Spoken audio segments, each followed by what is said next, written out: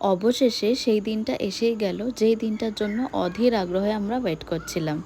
দিনটা ছিল 6th March, আর এইবার আমাদের ডেস্টিনেশন ছিল হিমাচল।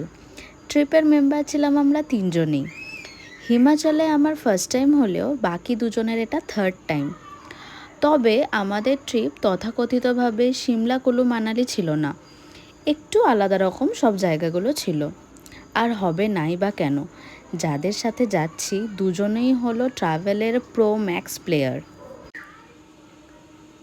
হাওড়া থেকে 9:45 নেতাজি এক্সপ্রেসে আমাদের রিজার্ভেশন ছিল।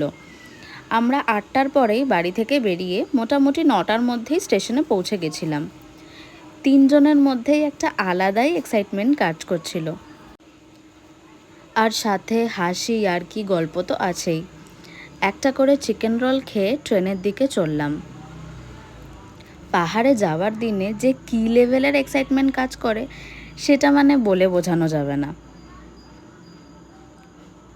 এই এসে গেছে আমাদের ট্রেন। সবার মুখেই হাসি আর ধরছে না। আর এইবার ট্রেন ছাড়লো। বাড়িতে জানিয়ে ঠাকুরকে প্রণাম করে আমাদের যাত্রা শুরু হলো।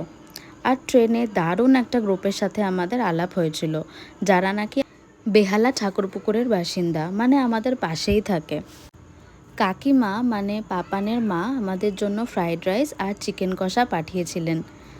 দারুণ টেস্টি হয়েছিল। ট্রেনে এরকম খাবার খেতে খেতে জানলা দিয়ে বাইরের দৃশ্য দেখার মজাই আলাদা।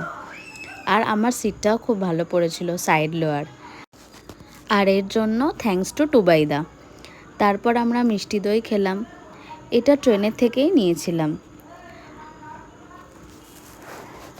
আশেপাশে সব লোকজন যখন শুয়ে ঘুমিয়ে পড়েছে, আমাদের তখনও মানে রাত প্রায় 2:30 অবধি আমাদের গল্প আড্ডা চলেছে। আজ এইটুকুই, পরের পার্টে আবার বাকিটা শেয়ার করব। ততক্ষণের জন্য টাটা।